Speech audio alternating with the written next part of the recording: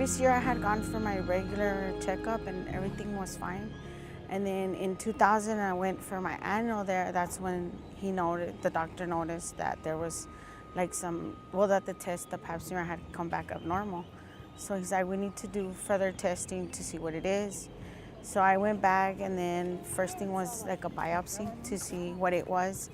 Then that's when they said that I was like in the third stage of it before it became cancer, cervical cancer.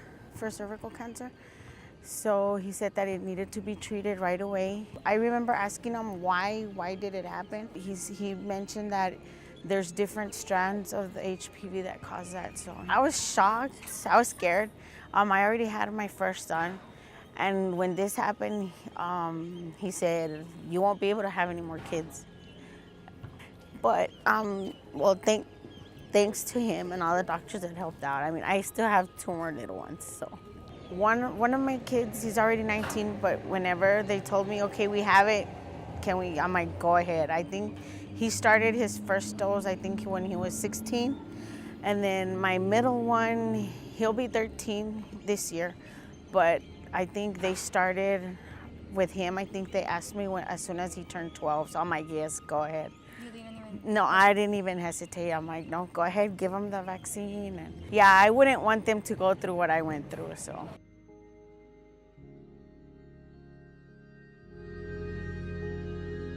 So HPV is a short form for virus. It's known as human papillomavirus.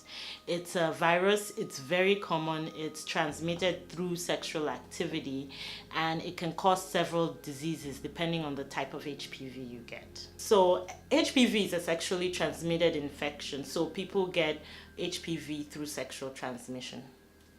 Depending on the type of HPV you get, HPV can go from being something where it has absolutely no symptoms at all onto certain types that can cause something called warts, which can give you a rash in your genital area. Many people who come in contact with HPV, their body will be able to clear the virus by itself. But for people who are not able to clear the virus can hang around and start to cause changes in cells of different parts of the body, and those changes can lead in time to cancer.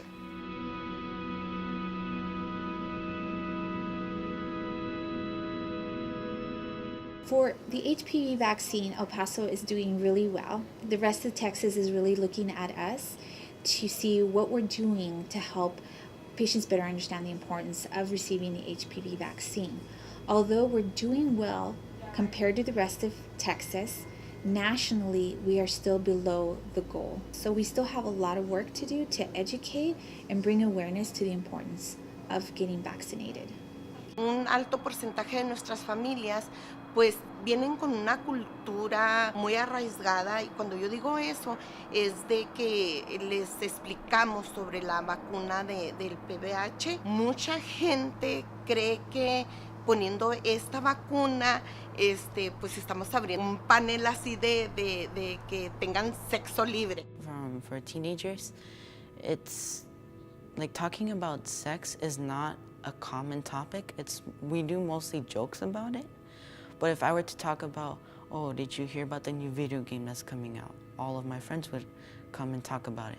But if I would tell them, oh, did you get your HPV vaccine? They're gonna mostly be like, why are you talking about this? Over time, we've continued to research the vaccine to make sure that it is safe and it is doing what we think that it's doing. We found that the earlier you get the vaccine, so between the ages of 11 and 14, your body is more likely to respond to the vaccine and produce antibodies, which are cells that fight infection, and it's more effective. As we get older, our response is not as good. So those that are older than 15 need to have 3 doses of the vaccine to make sure that they have complete immunity or complete ability to fight the virus.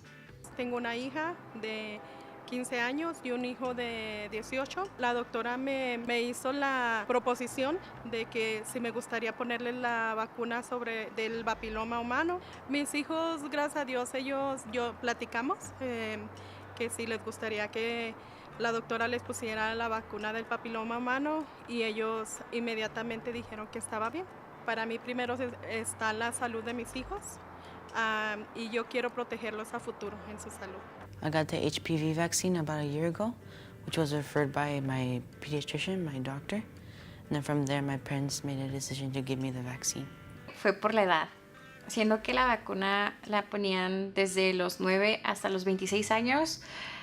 Un día pasé por una feria de salud, me explicaron, me invitaron y yo tenía 25 años, entonces dije, creo que es el momento indicado y por eso decidí vacunarme ese día. Por ejemplo, mis papás no sabían acerca de la vacuna. Mi hermana tuvo dosis, pero porque se la pidieron. Pero, por ejemplo, en mi caso, a mí nunca nadie me dijo hasta ese día que pues tuve el tiempo y me acerqué y la promotora de salud me explicó más acerca de la vacuna.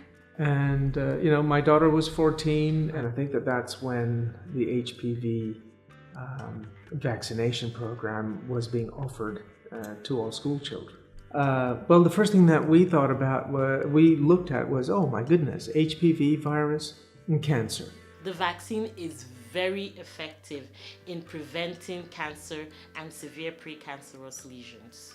So what happens with the HPV vaccine is that they're introducing a protein, the part of the virus, not the part that causes infection, but the part of the virus that identifies that this is the HPV virus.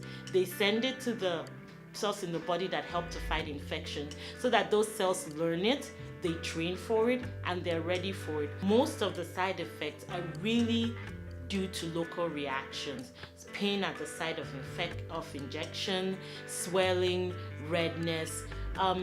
Very rarely, some people may feel faint and lightheaded when they get the injection. Usually, we have people just sit down and wait for the feeling to pass, and if it passes and they do well. Se me hace que fue un poquito tarde en que a mí me dieron la información. Si yo hubiera obtenido más temprano la información, yo hubiera tomado la decisión mucho más temprano. Well, I advise to not just women, but to males to get the vaccine, because if you can be more healthier, if you can make your immune system more stronger, if you can prevent a disease like HPV, to do it, because it'll help you on the long run. And that it's not just focused on women, but on males as well.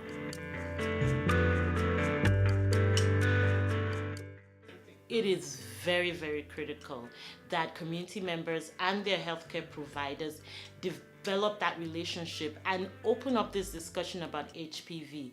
We know that people in the community trust their healthcare providers to give them safe and accurate information about their health. So it's important that healthcare providers bring up this topic with patients when they come in, when they're due, and answer all of their questions. And it's also important for community members to ask their doctors questions about the HPV vaccine and answer any rumors or doubts that they may have heard out in the community.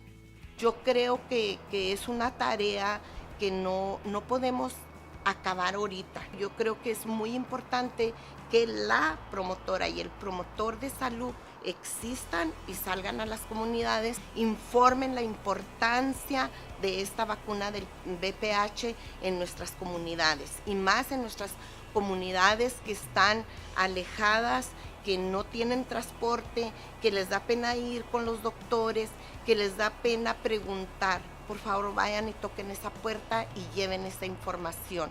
Many of the communities here in El Paso will be at a greater risk because of poverty, because of other social determinants, inadequate housing,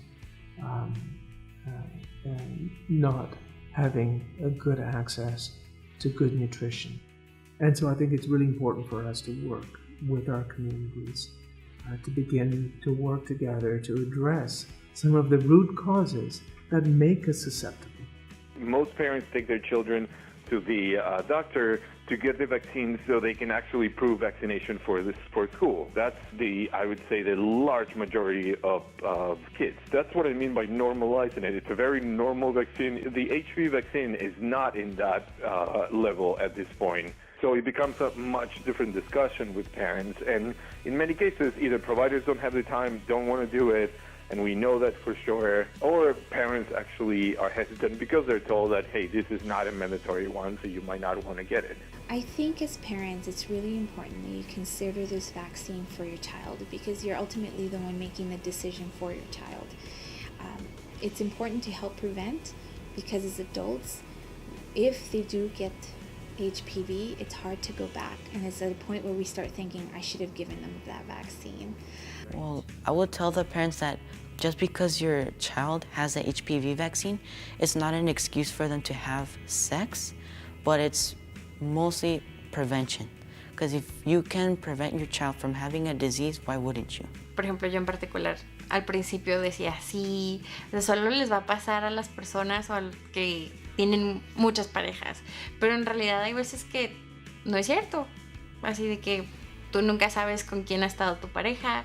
Mi hija ahorita tiene 1 año y medio. Entonces yo pienso que cuando ella cumpla 9 años y le toque su dosis de HPV, será su dosis de HPV.